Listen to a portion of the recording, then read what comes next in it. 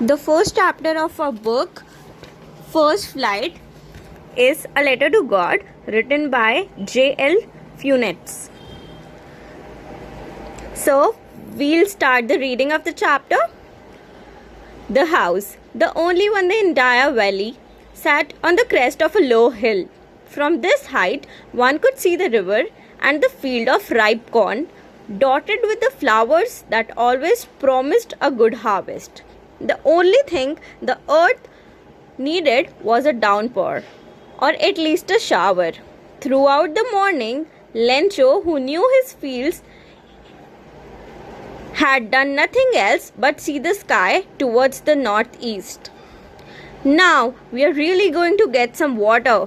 The woman who was preparing supper replied, "Yes, God willing." The older boys were working in the field while the smaller ones were playing near the house, until the woman called them all. "Come for dinner." It was during the meal that, just as Lencho had predicted, big drops of rain began to fall. In the northeast, huge mountain of clouds could be seen approaching. The air was fresh and sweet.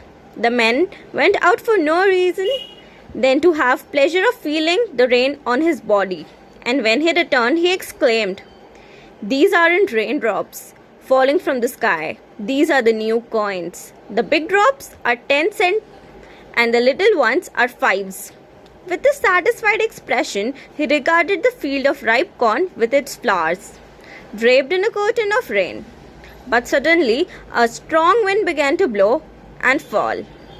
These truly did resemble new silver coins.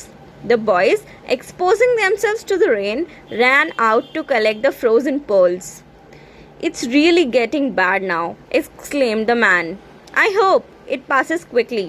It did not pass quickly. For an hour, the hail rained on the house, the garden, the hillside, the cornfield, on the whole valley. The leaf remained on the trees. The corn was totally destroyed.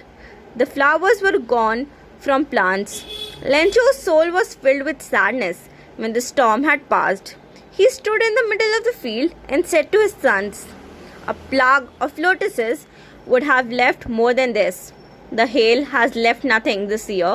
We will have no corn." That night was a sorrowful one. All our work for nothing. There's no one who can help us. We'll all go hungry this year. But in the hearts of all who lived in that solitary house in the middle of the valley, there was a single hope: help from God. Don't be so upset. Even though this seems like a total loss, remember, no one dies of hunger. That's what they say. No one dies of hunger. All through the night, Lencho thought only of his one hope, the help of God, whose eyes, as he had been instructed, see everything, even what is deep in one's conscience.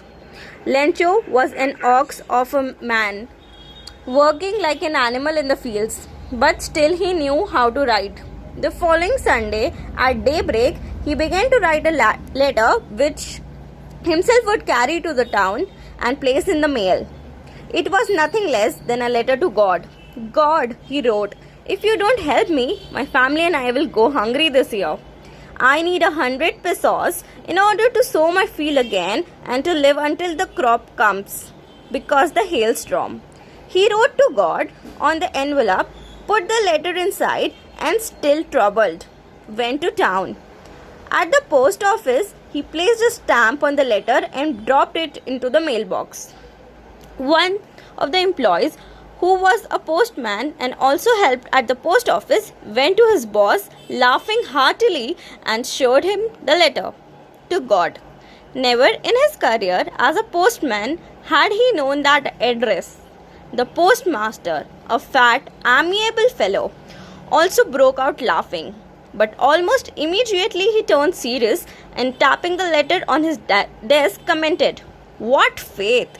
I wish I had the faith of the man who wrote this letter." Starting up a correspondence with God. So, in order not to shake the writer's faith in God, the postmaster came up with an idea: answer the letter.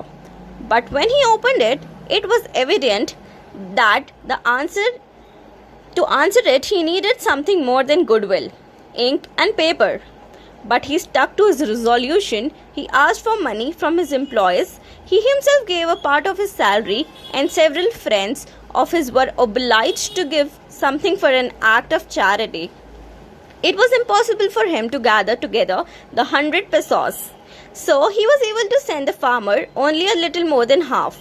He put the money in an envelope addressed to Lencho, and with it a letter containing only a single word as a signature, God.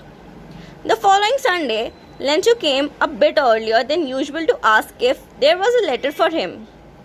It was the postman himself who handed the letter to him, while the postmaster, experiencing the contentment of a man who had performed a good deed, looked on from his office.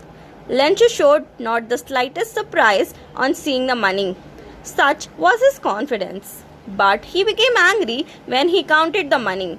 God could not have made the mistake, nor could he have denied Lencho what he had requested. Immediately, Lencho went up to the window to ask for paper and ink on the public writing table. He started to write. With much wrinkling of his brow caused by the effort he had to make to express his ideas. When he finished, he went to the window to buy a stamp which he licked and then affixed to the envelope with a blow at his fist. The moment the letter fell into the mailbox, the postmaster went to open it. It said, God, of the money that I asked for, only 70 pesos reached me. Send me the rest, since I need it very much. But don't send it me through the mail, because the post office employees are a bunch of crooks.